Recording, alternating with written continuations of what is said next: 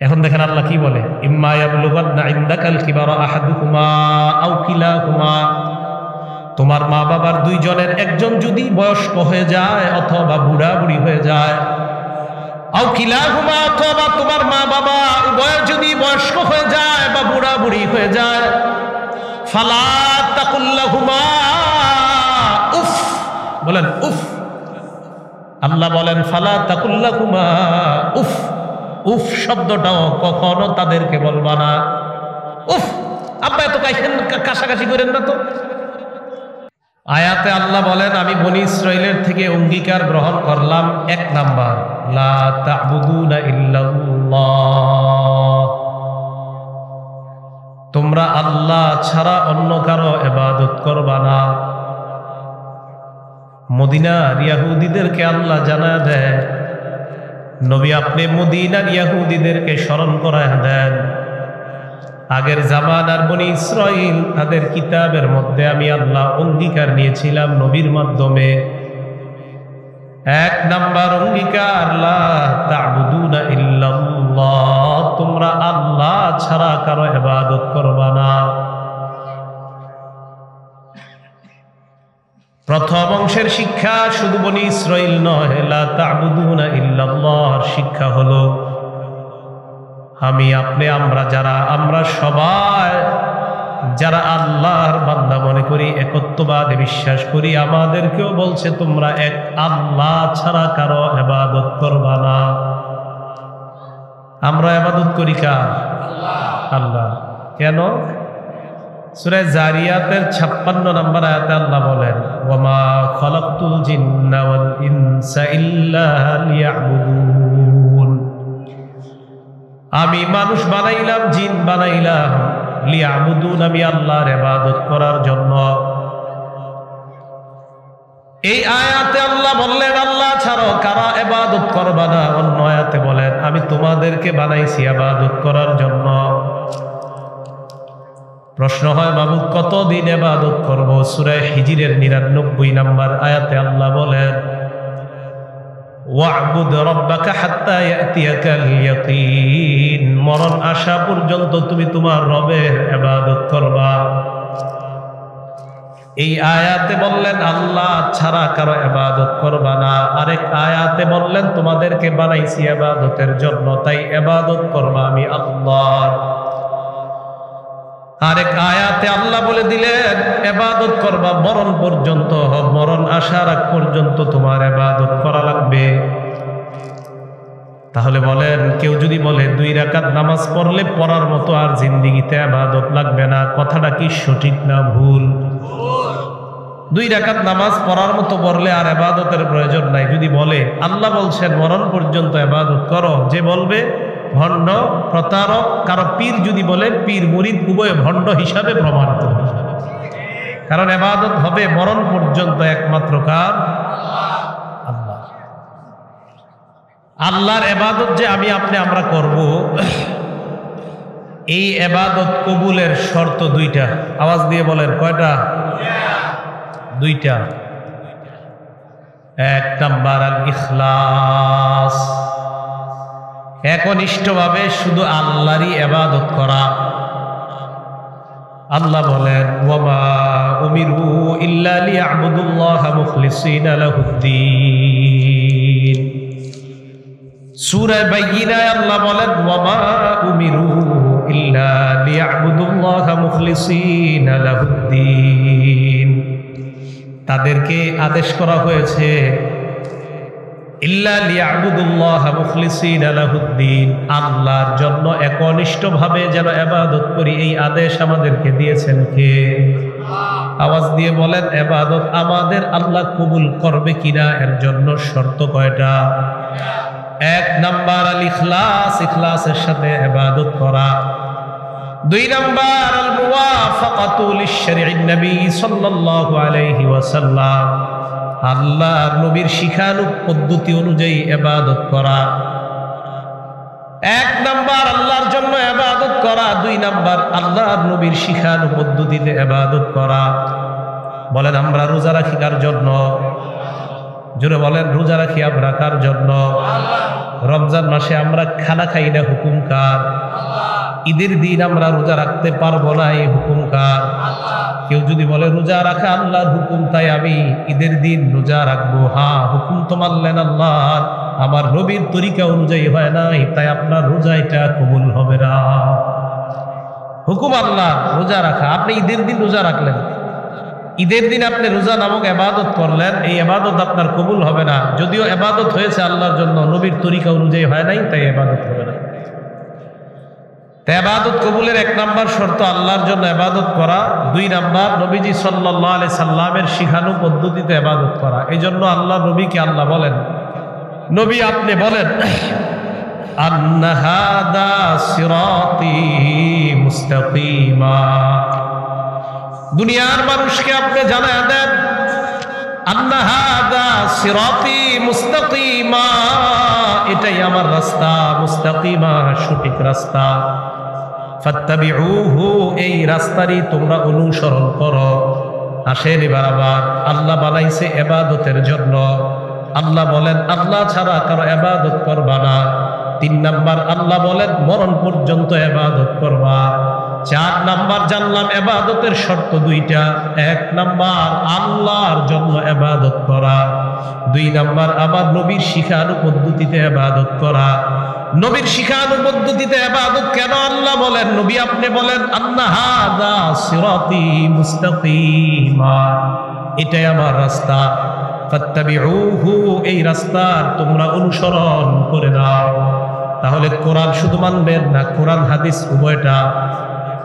উভয়টা। কেন? নবীজি বলেন তারাকতু ফীকুম আমরাইন, তোমাদের মাঝে আমি 2টি জিনিস রেখে গেলাম, লান তাদিল্লু মা তামাসসাকতুম বিহিমা, এই 2টা জিনিস যদি তোমরা আঁকড়ে ধরো, লান তাদিল্লু, তোমরা পথভ্রষ্ট হবে না। 1 নাম্বার কিতাব আল্লাহ, আল্লাহর কোরআন, 2 নাম্বার সুন্নাত রাসূলিহি, আল্লাহর নবীর সুন্নাত। তাহলে হুকুম অনুযায়ী ইবাদত করা, ইখলাসের সাথে 2 নাম্বার সুন্নাহ অনুযায়ী ইবাদত করা। আল্লাহ আমাদের সকলকে আল্লাহর জন্য সব ইবাদত করার তৌফিক দান করেন। এখন আসেন, এই যে আল্লাহ বললেন তোমরা আল্লাহর ছাড়া অন্য কারো ইবাদত করবা না, এই হুকুমটা আমাদের নবীর জন্যই যে দিছে বা এই উম্মতের জন্যই দিছে এমন না। আল্লাহ পাক রব্বুল আলামিন বলেন ওয়ামা আরসালনা মির রাসূলিন মিন ক্বাবলিকা মির রাসূল, সূরা আম্বিয়া আয়াত নাম্বার 25। আল্লাহ বলেন ওয়ামা আরসালনা মিন ক্বাবলিকা মির রাসূল, আমি আপনার পূর্বে যত রাসূল পাঠাইছি, ইল্লা নূহি ইলাই, সব রাসূলদেরকে আমি এই হুকুম দিয়েছি, এই ওহী দিয়েছি, আন্নাহু লা ইলাহা ইল্লা আনা, সব নবীদেরকে বলছি দাওয়াত দিয়ে দেন আমি ছাড়া কোনো ইলাহ নাই, ফা'বুদুন, তোমরা আমি আল্লাহর ইবাদত করো। সব নবীদেরকে আমি এই হুকুম দিয়েছি, আপনি উম্মতকে বলেন আমি আল্লাহ ছাড়া কোনো ইলাহ নাই, ফা'বুদুনি, তোমরা আমারই ইবাদত করো। এই আয়াত দ্বারা বোঝা যায় ইবাদতটা শুধু এই উম্মতের জন্যই, আল্লাহ ইবাদত, এই উম্মত শুধু আল্লাহর জন্য ইবাদত করবে না, পৃথিবীর সব উম্মত আল্লাহর জন্য ইবাদত করবে। গোটা পৃথিবীর যত উম্মত, সব নবীরা তার উম্মতকে বলেছে ইবাদত করবা আল্লাহর জন্য। এখন দেখেন আল্লাহ পাক রব্বুল আলামিন বলেন ওয়ালাকাদ বা'আসনা ফি কুল্লি উম্মাতির রাসূলান আন ই'বুদুল্লাহা ওয়াজতানিবুত তাগুত, সূরা নাহল আয়াত নাম্বার 36 নম্বর আয়াত। আল্লাহ বলেন ওয়ালাকাদ বা'আসনা ফি কুল্লি উম্মাতির রাসূলা, আমি প্রত্যেক জাতির কাছে একজন রাসূল পাঠাইছি এই হুকুম দিয়ে, আন ই'বুদুল্লাহ, তোমরা আল্লাহর ইবাদত করো। প্রত্যেক জাতির মাঝে একজন রাসূল পাঠাইছি হুকুম দিয়ে, আন ই'বুদুল্লাহ, তোমরা আল্লাহর ইবাদত করো, ওয়াজতানিবুত তাগুত, তোমরা তাগুতকে পরিহার করো। তাগুত আজকে আমাদের আলোচনার বিষয় না, আমাদের প্রথম বিষয়টা ইবাদত, আল্লাহর ইবাদত করা। তাহলে এই জায়গায় দেখেন বলতেছে প্রত্যেক উম্মতের মাঝে একজন রাসূল পাঠাইছি এই হুকুম দিয়ে, আন ই'বুদুল্লাহ, তোমরা আল্লাহর ইবাদত করো। এই আয়াতে বুঝলাম ইবাদত হবে, আওয়াজ দিয়ে বলেন একমাত্র কার? আল্লাহ। সূরা বনী ইসরাঈল আল্লাহ পাক রব্বুল আলামিন বলেন ওয়া ক্বাদা রাব্বুকা আল্লা তা'বুদু ইল্লা ইয়্যাহু ওয়া বিল ওয়ালিদাইনি ইহসানা। সূরা বনী ইসরাঈল আয়াত নাম্বার 23। আল্লাহ বলেন ওয়া ক্বাদা রাব্বুকা, আপনার রবই ফয়সালা করে দিয়েছেন, আল্লা তা'বুদু ইল্লা ইয়্যা, তোমরা আল্লাহ ছাড়া কারো ইবাদত করবা না। খুব ভালো করে বুঝেন। প্রথমে আমরা জানলাম আমাদেরকে আল্লাহ বানাইছেন ইবাদতের জন্য, এরপরে জানলাম আল্লাহ সূরা বাকারার 83 নম্বর আয়াতে বলেন বনী ইসরাঈলের থেকে আমি অঙ্গীকার নিলাম আল্লাহ ছাড়া কারো ইবাদত করবা না। এই ইবাদতের হুকুম কিয়ামত পর্যন্ত যারা আমরা আল্লাহকে মানি সবার জন্য। 3 নম্বরে আল্লাহ বললেন ইবাদত করবা মরণ পর্যন্ত, মরণের আগ পর্যন্ত তোমার ইবাদত চলবে। এরপর আমরা জানলাম ইবাদত কবুলের শর্ত 2টা। 1 নাম্বার ইবাদত করা একনিষ্ঠভাবে আল্লাহর জন্য, 2 নাম্বার আল্লাহ নবীর তরিকায় ইবাদত করা। এরপর আমরা জানলাম শুধুমাত্র আমাদের নবীকেই হুকুম আল্লাহ দিয়েছে এমন না, দুনিয়ার মধ্যে যত নবী রাসূল আল্লাহ পাঠাইছেন সবাইকে বলছে তোমার উম্মতকে বলো আমি আল্লাহর ইবাদত করার জন্য। সূরা বনী ইসরাঈলের 23 নম্বর আয়াত থেকে জানলাম আল্লাহ বলেন ওয়া ক্বাদা রাব্বুকা, আপনার রব এই ফয়সালা করে ফেলেছেন, এই সিদ্ধান্ত নিয়ে ফেলেছেন আল্লাহ তা'বুদু ইল্লা ইয়্যা, আল্লাহ ছাড়া অন্য কারো ইবাদত তোমরা করতে পারবা না। এবার আপনারা দিল থেকে আওয়াজ গলা উঁচু করে বলেন ইবাদত হবে একমাত্র কার?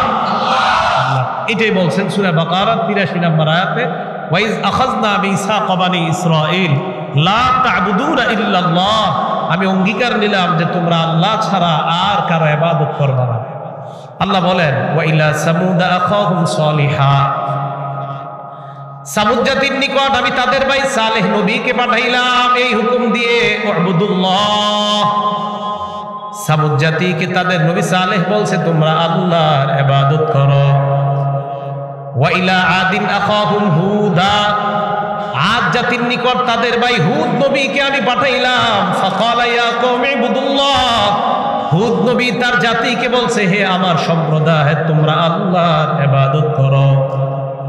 ওয়া ইলা মাদিয়ান আখাহুম শুআইবা, আমি মাদিয়ান জাতির নিকট তাদের ভাই শুআইব আলাইহিস সালাতু ওয়াস সালামকে প্রেরণ করলাম।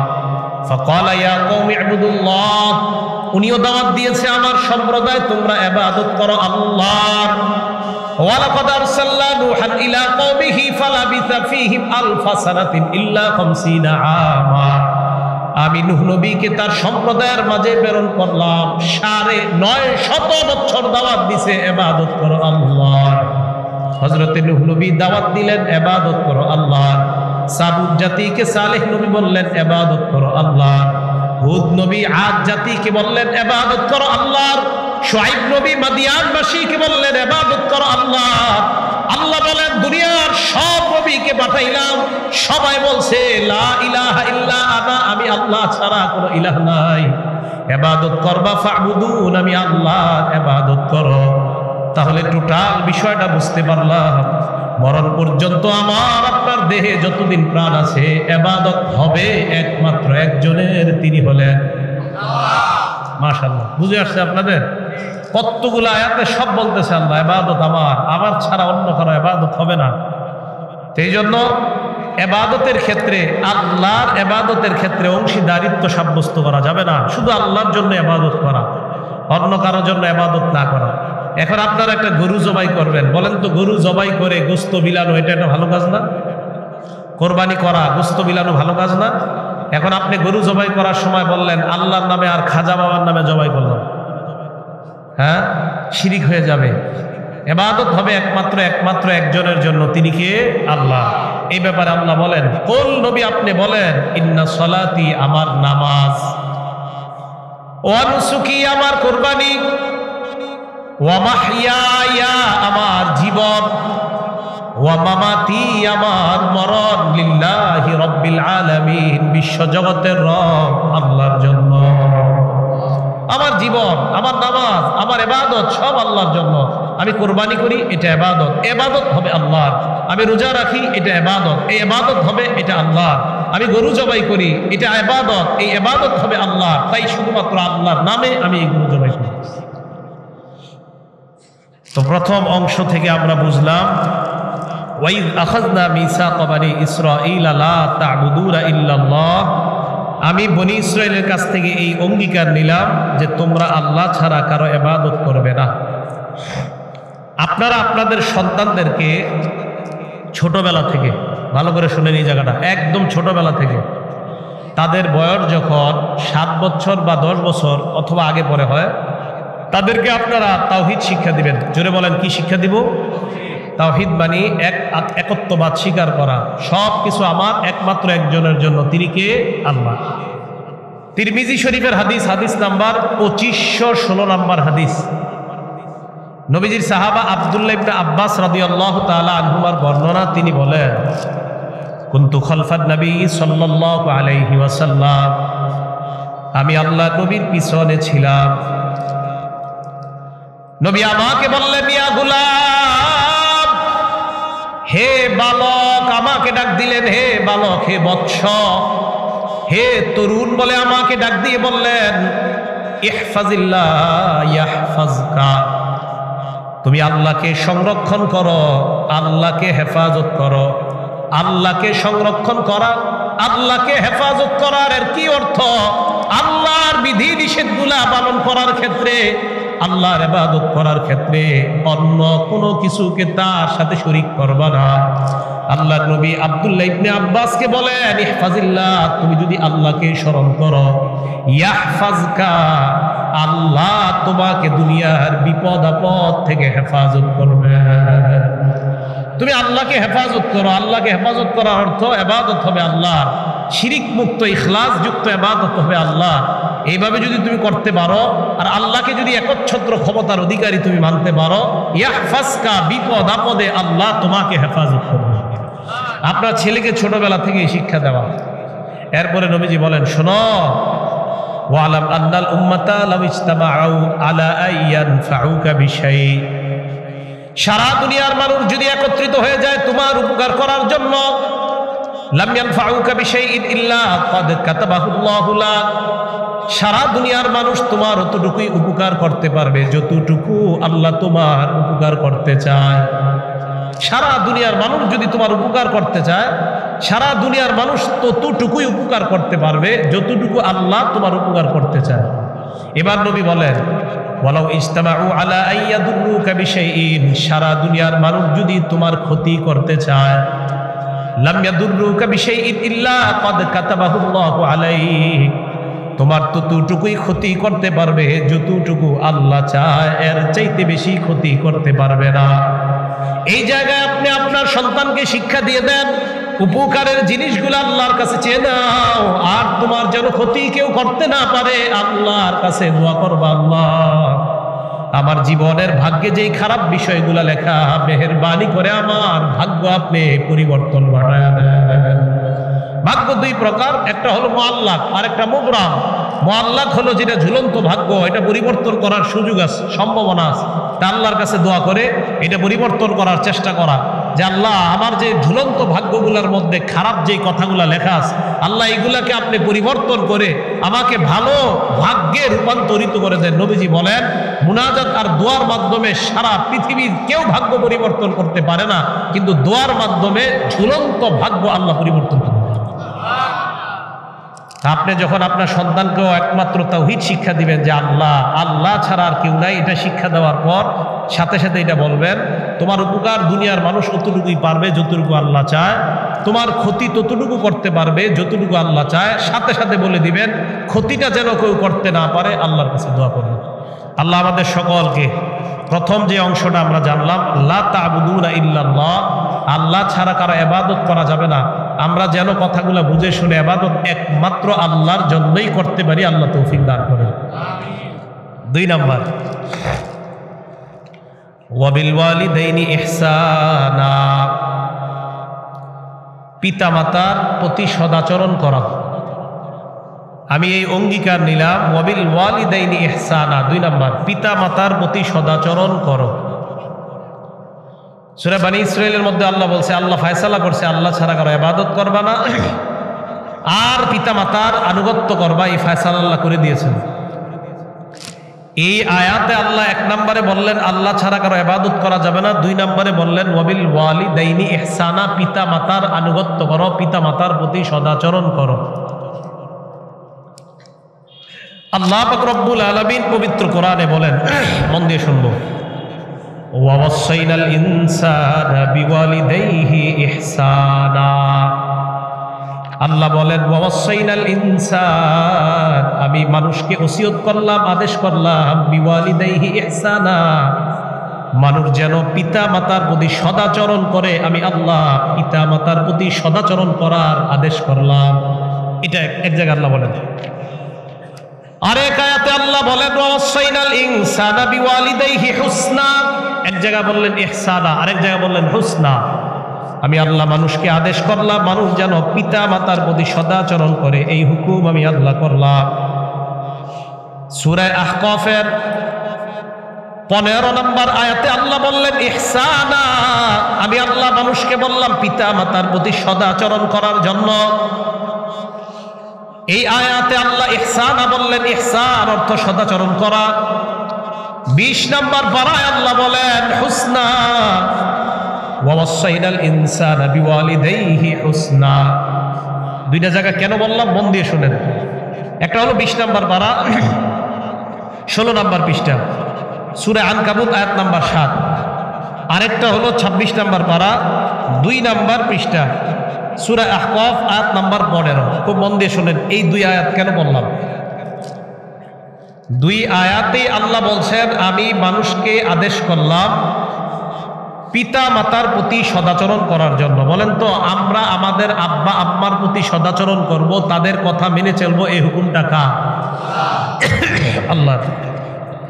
সূরা আনকাবুতের 7 নম্বর আয়াত, সূরা আনকাবুতের 8 নম্বর আয়াতে সদাচরণ করার কথা বলেই সাথে সাথে আল্লাহ বলতেছেন ওয়া ইন জাহাদাকা, তোমার পিতা মাতা যদি তোমাকে বাধ্য করে, লিতুশরিকা বি, আমি আল্লাহর সাথে শিরিক করার জন্য। পিতা মাতা তোমাকে চাপ দেয় তুই মাজারে গিয়ে সেজদা দে, পিতা মাতা আপনাকে চাপ দেয় আমি ওই বাবার মুরিদ, তুই ওই বাবার মুরিদ যদি না হস তুই আমার সন্তান না, তুই ত্যায্য পুত্র। পিতা মাতা আপনাকে চাপ দিতেছে আমি অমুক বাবার দরবারে যাই, তুই যাওয়া লাগবে, যাইয়া ওখানে সেজদা দেওয়া লাগবে। আপনার পিতা মাতা আপনাকে চাপ দিতেছে, কথাটা বুঝেন। আল্লাহ বলছেন পিতা মাতার প্রতি সদাচরণ করো। সূরা বাকারার 83 নম্বর আয়াতের প্রথম শিক্ষা ইবাদত হবে কার?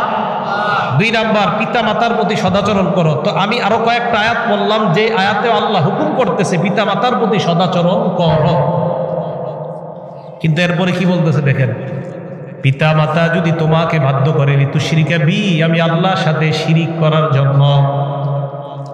পিতা মাতা বাধ্য করতেছে শিরিক কর। আল্লাহ বলেন ফালা তুতিহুমা, সেই ক্ষেত্রে পিতা মাতার আনুগত্য করবা না। এই জায়গাটা বুঝতে হবে, আনুগত্য করবা না এর কি অর্থ।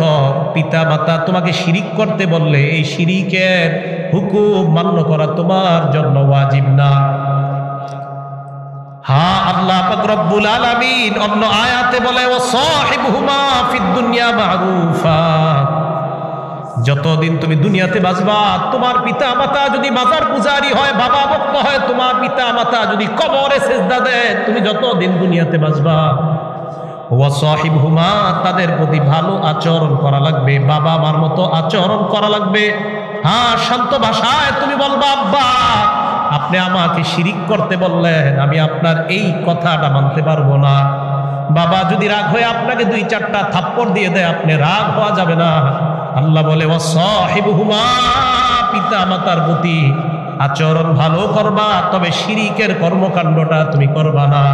আমি ভালো করে আপনাদেরকে বুঝাই, আমার মা বাবা আমাকে বললেন তুমি শিরিক করো, আমি নম্র ভাষায় বলবো না না শিরিক করা যাবে না, আপনাদের এই হুকুমটা আমি পালন করতে পারবো দিলাম। আল্লাহর নবী বলেন ত্যায্য করে দেও যদি তোমাকে তোমার পিতামাতা তোমাকে যদি হত্যা করে, তোমাকে যদি আগুনে পুড়িয়ে জ্বালিয়ে দেয়, এরপরেও পিতামাতার মুখের উপরে কর্কশ ভাষায় কোনো শব্দ প্রয়োগ করা যাবে না। পিতা মাতার সামনে আপনি কোনো বড় ধরনের শব্দ ব্যবহার করলেন, তাদেরকে ধমক দিলেন উল্টা। নবীজি বলেন না, ওয়াইন কুতিলতা আও হুররিকতা, তোমাকে যদি হত্যা করা হয়, আও হুররিকতা, তোমাকে যদি জ্বালিয়ে দেওয়া হয়, এরপরেও পিতা মাতার উপরে রাগ হয়ে মুখ তুলে কথা বলা, এই অধিকার ইসলাম আপনাকে দেবে। তাহলে এই জায়গাটা একটু ভালো করে বুঝা, পিতা মাতা যদি শিরিকের কথা বলে, শিরিকি কর্মকাণ্ড কি করা যাবে? বিপরীতে কি তাদের সাথেও কোনো ধমকের আচরণ করা যাবে? মাশাআল্লাহ, আবার বুঝেন, পিতা মাতা শিরিকের কথা বললো, এই কথাটা কি পালন করা যাবে? পালন না করতে গিয়ে পাল্টা কি তাদেরকে ধমকের সুরে কথা বলা যাবে? মাশাআল্লাহ, তাহলে এই দুইটা বিষয় মনে রাখবো আমরা। এক, আল্লাহর সাথে শিরিক করা যাবে না। দ্বিতীয়, আবার পিতা মাতারেও ধমক দেওয়া যাবে না। হ্যাঁ, বোঝানো যাবে যে আপনারা আস্তে আস্তে বুঝাইতে হবে যে তারা ছিল না, আমরা আস্তে আস্তে বুঝাই। পিতা মাতাকে বুঝিয়ে দেওয়া যে পিতা মাতা যেন শিরিকি কর্মটা না করে, এই জন্য বুঝাই দিতে হবে যেন পিতা মাতা এই কর্মকাণ্ড থেকে ফিরে আসতে পারে। আল্লাহ আমাদের সকলকে পিতা মাতার ক্ষেত্রে আনুগত্য করার ক্ষেত্রে আল্লাহ এবং পিতা মাতা উভয়ের হকটা উভয়ের ক্ষেত্রে যেন আমরা ঠিক রাখতে পারি, আল্লাহ তৌফিক দান করেন। বুখারী শরীফের হাদিস, হাদিস নাম্বার 5971 নাম্বার হাদিস। যা রাজুলুন ইলা রাসূলিল্লাহি সাল্লাল্লাহু আলাইহি ওয়াসাল্লাম, এক ব্যক্তি আল্লাহর নবীর কাছে আসছে। আসার পর বললেন, ইয়া রাসূলুল্লাহ, মান আহাক্কু বিহুসনি সাহাবাতি, আমি কার বেশি আনুগত্য করব, আমার বাবার না আমার মায়ের? নবীজি বললেন, উম্মুকা, তোমার মায়ের আনুগত্য বেশি করবা, তোমার মায়ের সেবা বেশি করবা, তোমার মায়ের প্রতি সদাচরণ বেশি করবা। আমি প্রশ্ন করলাম, সুম্মা আইয়ুন, হুজুরের পরকার? আল্লাহ নবী বললেন, উম্মুকা, তোমার মায়ের। আমি আবার প্রশ্ন করলাম, সুম্মা আইয়ুন, হুজুরের পরকার? আল্লাহ নবী বললেন, উম্মুকা, তোমার মায়ের। মায়ের কথা কয়বার? জোরে বলেন। আমি প্রশ্ন করলাম, সুম্মা আইয়ুনের পরকার? নবী বললেন, আবুকা, এরপর তোমার বাবার। মায়ের কথা কয়বার?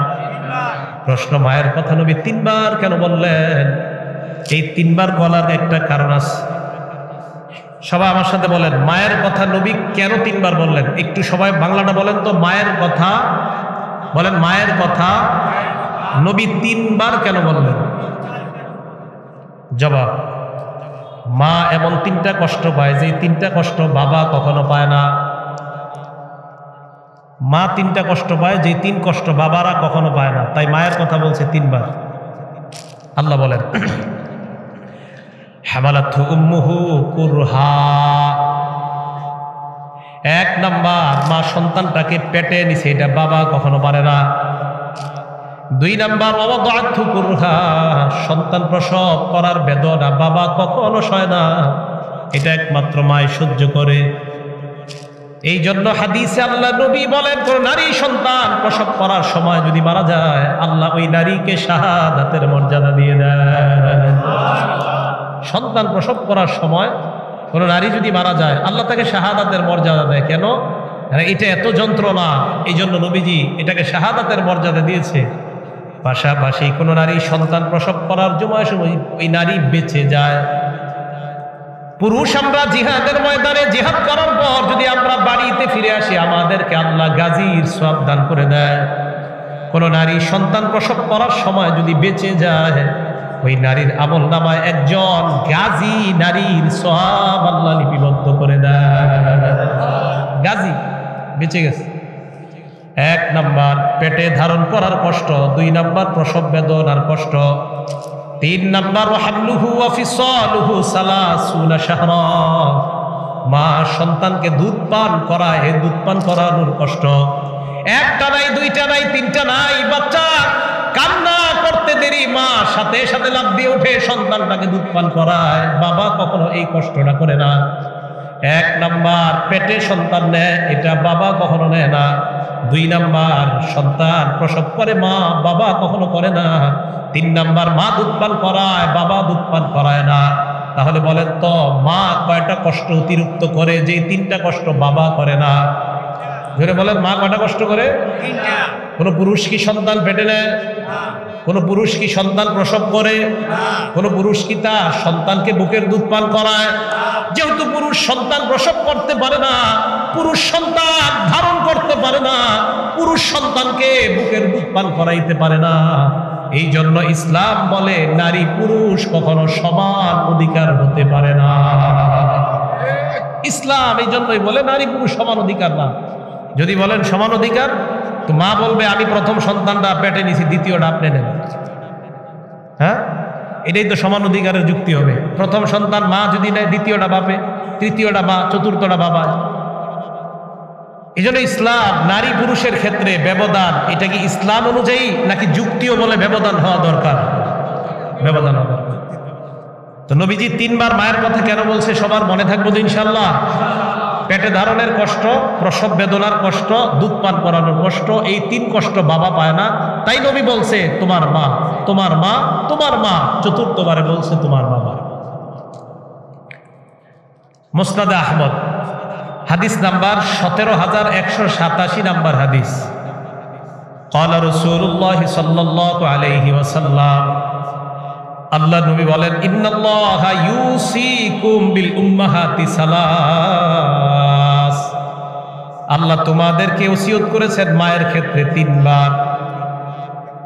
3 এর অর্থ হলো, এর মানে তোমার মাকে যেন তুমি সেবা করো, মায়ের শুশ্রূষা করো, মায়ের প্রতি সদাচরণ করো, এই হুকুমটা তোমার ক্ষেত্রে আল্লাহর পক্ষ থেকে আসছে 3 বার। সাবধান সন্তান, মাকে সুখে রাখতে গিয়ে আবার বাবাকে যেন কখনো কষ্ট না দেন, এটাও মনে রাখতে হবে। বাবার কষ্টগুলোও কিন্তু কম না। মায়ের অধিকার সব রক্ষা করতে গিয়ে বাবাদেরকে যেন আমরা ভুলে না যাই। শীতকালে আপনি মামা করতে করতে মায়ের জন্য আপনি শীতের কাপড়ের ব্যবস্থা করলেন, বাবা শীতে যদি কষ্ট পায় আল্লাহর কাছে আপনাকেও জবাবদিহিতা করা লাগবে। আব্দুল্লাহ ইবনে ওমর বলেন, ইন্নাল ওয়ালিদা মাসউলুন আনিল ওয়ালাদ, বাবাকে সন্তানের ব্যাপারে জিজ্ঞাসা করা হবে। ওয়া ইন্নাল ওয়ালাদা মাসউলুন আনিল ওয়ালিদ, সন্তানকে বাবা মা উভয়ের ব্যাপারে জিজ্ঞাসা করা হবে, ছাড়া দেবে না কাউকে। এই জন্য মায়ের কথা বলছে আল্লাহ তাআলা, নবীজিও বলছেন। এর মানে এই না আমার বাবাকে আমি শ্রদ্ধা করব না, বিষয়টা এমন না। শুধুমাত্র নবী স্পেশাল ভাবে 3 বার বলছে যে আলাদা 3টা কষ্ট মা করে, যেই 3 কষ্ট বাবা করে। আবার বাবার কষ্ট যদি আমরা অনুমান করি, বাবার কষ্টগুলো যদি আমরা দেখি, তাহলে বাবার কষ্ট কিন্তু কোনো অংশে কম না।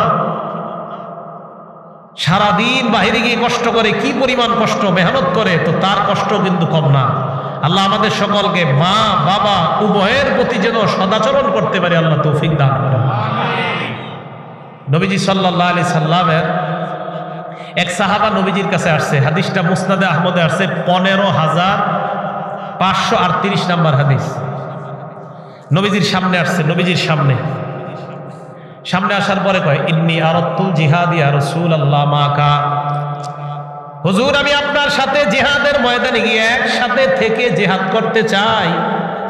নবী কয়, আমার পাশে থেকে জিহাদ করবা কেন? তোমার কি নিয়ত বলো, আমার সাথে জিহাদ করার কি লাভ? সাহাবা জবাব দেয়, ইয়া রাসূলুল্লাহ আবতাগি বিযালিকা ওয়াজহাল্লাহ ওয়াদ দারাল আখিরা, আমি আপনার পাশে থেকে জিহাদ করতে চাই, একমাত্র আল্লাহর সন্তুষ্টি চাই। 2 নাম্বার, মরণের পর আমার আখিরাত যেন সুন্দর হয়ে যায়, আমি আপনার সাথে থেকে জিহাদ করতে চাই। নবীজি কয়, তাই? কয়, হ্যাঁ। হাইয়াতুল উম্মাহ, তোমার মা জীবিত আসেনি? জি হুজুর আছে। নবী বললেন, যাও যাও, ইরজি ফাবাররা উম্মা, যাও মায়ের সেবা করো। সাহাবা বলেন, আমি নবীর আরেক পাশে গেলাম, গিয়ে বললাম, হুজুর আমি আপনার সাথে একসাথে জিহাদের ময়দানে জিহাদ করতে চাই। আল্লাহ নবী বললেন, হাইয়াতুল উম্মুক, তোমার মা জীবিত নি? সাহাবা বললেন, হ্যাঁ হুজুর আমার মা জীবিত। আল্লাহ নবী কয়, যাও যাও মায়ের সেবা করো। আবার আমি আল্লাহ নবীর বাম পাশে আসলাম, হুজুর আমি আপনার সাথে জিহাদের ময়দানে গিয়ে জিহাদে অংশগ্রহণ করতে চাই। আল্লাহ নবী কয়, তোমার মা জীবিত কিনা? কয়, হ্যাঁ, যাও যাও মায়ের সেবা করো। না, আমার চান্স দিচ্ছে না। নবীজি ঘুরে গেছে। সাহাবা কয়, আমি ঘুইরা নবীর সামনে আবার গেছি, হুজুর আমি আপনার সাথে একসাথে জিহাদের ময়দানে গিয়ে অংশগ্রহণ করে জিহাদ করতে চাই। আমার সুযোগ করে দেন। নবীজি বললেন তোমার মা জীবিত আছে কিনা? কয় হ্যাঁ। যাও মায়ের সেবা করো। চিল্লায় বলেন সুবহানাল্লাহ। সাহাবাকে বললেন ফাজাহিদ বিহিমা, আরেক বর্ণনায় তোমার পিতামাতা জীবিত? কয় হ্যাঁ। যাও পিতা মাতার সেবা করার মাধ্যমে জিহাদের ময়দানের ফজিলত তুমি কামাই করো।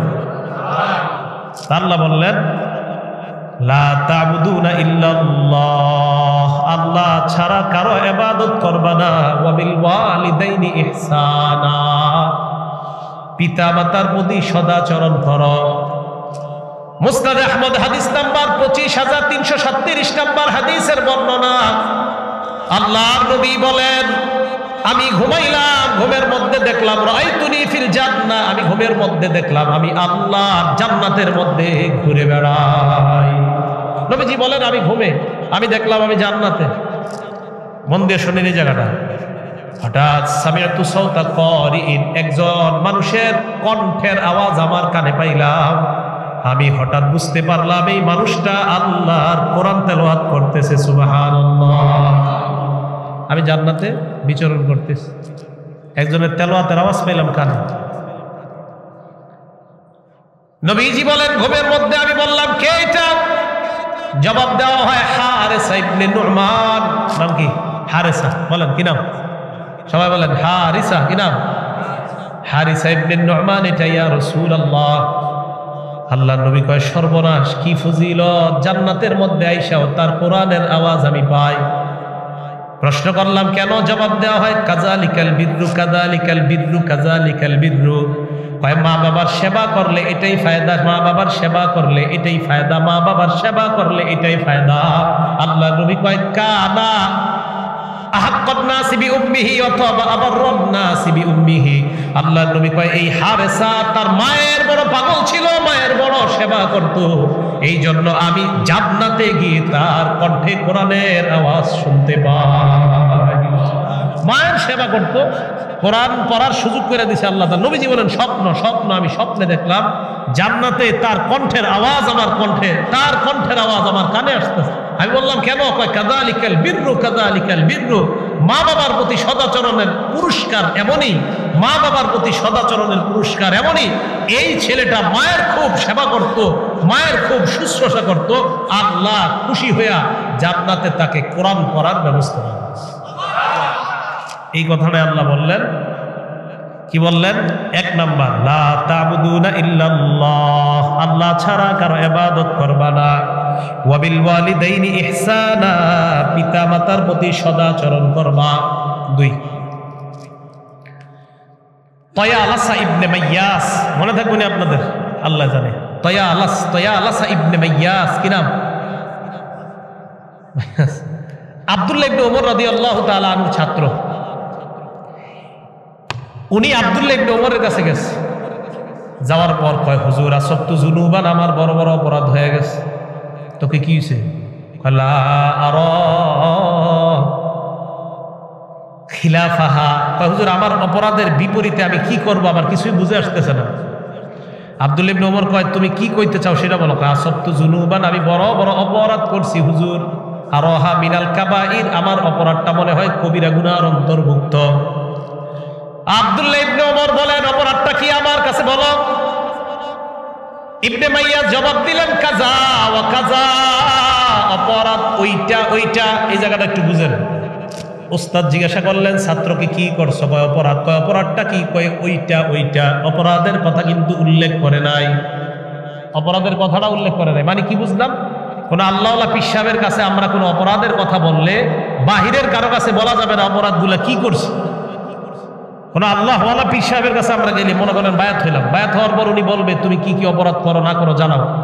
তো আমি আমার অপরাধগুলো ওনাকে বলবো, বলার পর আপনারা যে জিজ্ঞাসা করবেন কি কি বলছেন, তো আমি বলবো এটা সেটা বিভিন্ন কিছু বলছি, কিন্তু অপরাধগুলা কি এটা বলা যাবে না। বুঝাইতে পারিনি? এই যে উস্তাদ ছাত্ররা বললো কি কি অপরাধ করছো, হুজুর এটা সেটা, এটা সেটা কি বলেনি।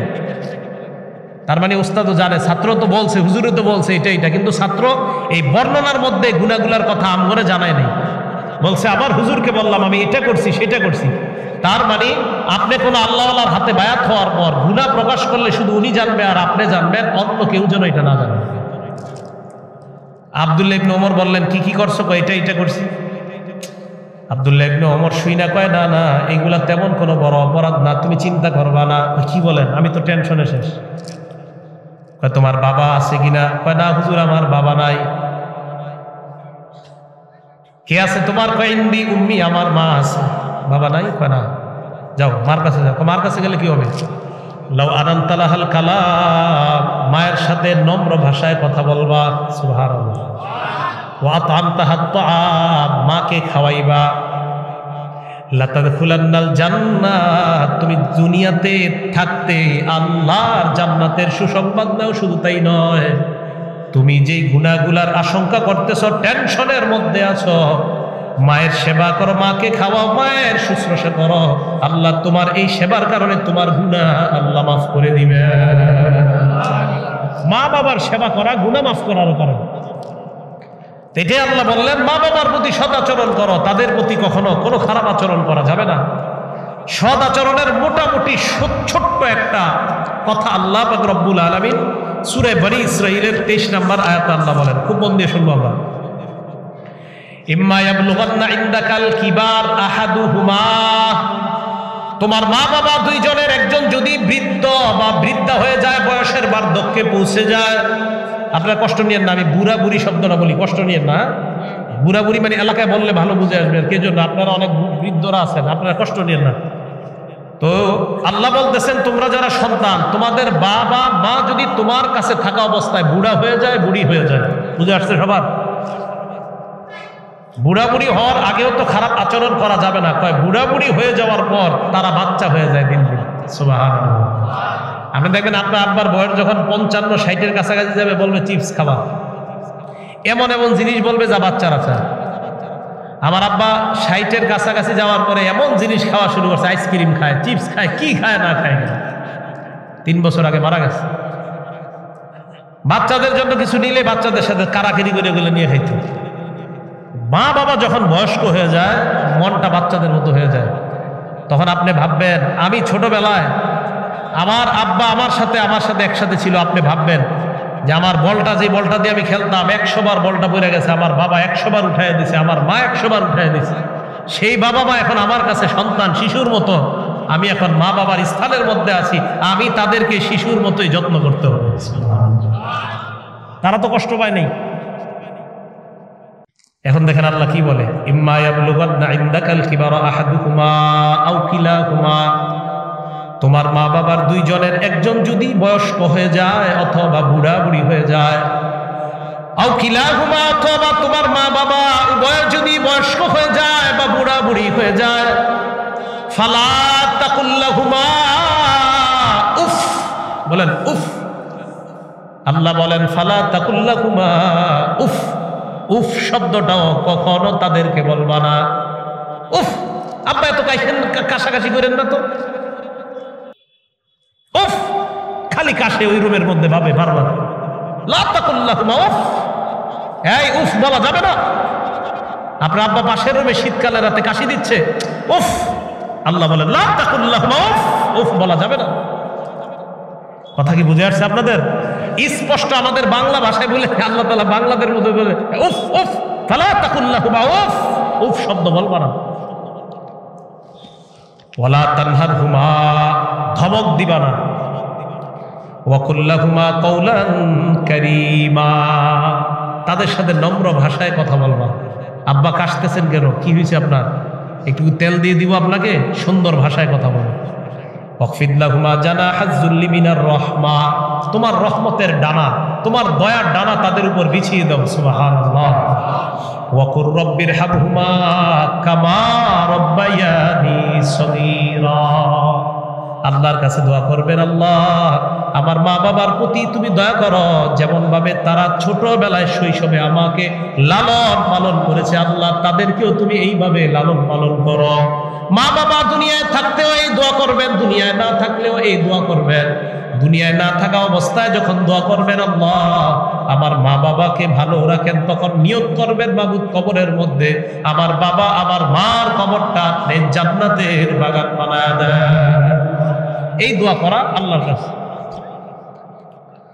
এবার আসেন, আল্লাহ পাক রব্বুল আলামিন এই কথাটা বলে দিলেন যে মা বাবার প্রতি এই শব্দ বলা যাবে না, উফ শব্দ বলা যাবে না, তাদেরকে কোনো অবস্থাতেই কষ্ট দেওয়া যাবে না, তাদের প্রতি সদাচরণ করা। আল্লাহ পাক রব্বুল আলামিন আমাকে, আপনাকে, আমাদের সকলকে, মা বোনদেরকে পিতা মাতার অধিকার সুন্দরভাবে যেন আদায় করতে পারে আল্লাহ তৌফিক দান করেন।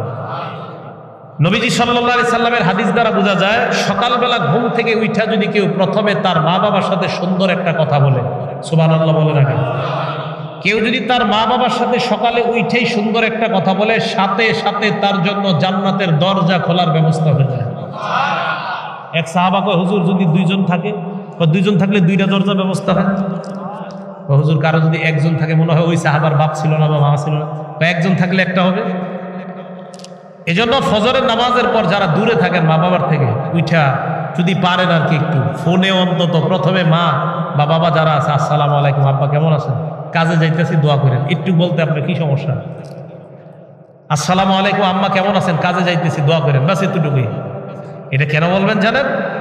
খলিফা মারওয়ান তিনি যখন কাজে যাইতেন, কাজে যাওয়ার সময় মায়ের দরজার সামনে যাইতেন, ঘরের দরজার সামনে গিয়ে বলতেন, আসসালামু আলাইকুম আম্মা রহিমাকিল্লাহ, আল্লাহ আপনার প্রতি দয়া করুন আম্মা, আমি বাহিরে যাচ্ছি। ভিতর থেকে মা বলতেন, রহিমাকাল্লাহু ইয়া বুনাইয়া, হে আমার কলিজার টুকরা, আল্লাহ তোমার প্রতিও দয়া করুন, যাও তুমি বাহিরে যাও। পিতা মাতার প্রতি সদাচরণ করা এই যুগে শুধুমাত্র আমাদের জন্য, এবং আগের যুগের রাজা বাদশারাও মা বাবাকে এইভাবে সম্মান করতেন। আল্লাহ আমাদের সকলকে 1 নাম্বার আল্লাহর জন্য ইবাদত, 2 নাম্বার পিতা মাতার প্রতি সদাচরণ করার তৌফিক দান করেন। 3 নাম্বার ওয়াজাবিল কুরবা, নিকট আত্মীয় যারা তাদের প্রতিও সদাচরণ করো। জাবিল কুরবার মধ্যে 1 নাম্বার রক্তের সম্পর্ক, ভাই বোন, বাবার পক্ষের ফুফু, মায়ের পক্ষের খালা, মামা, বাবার পক্ষের চাচা। ওয়াজাবিল কুরবা, নিকট আত্মীয় যারা তাদের প্রতি সদাচরণ করো। ভালো করে মনে রাখবেন, রক্তের সম্পর্ক, বুখারীর বর্ণনা আসছে, রক্তের সম্পর্ক এত আজীব এক সম্পর্ক।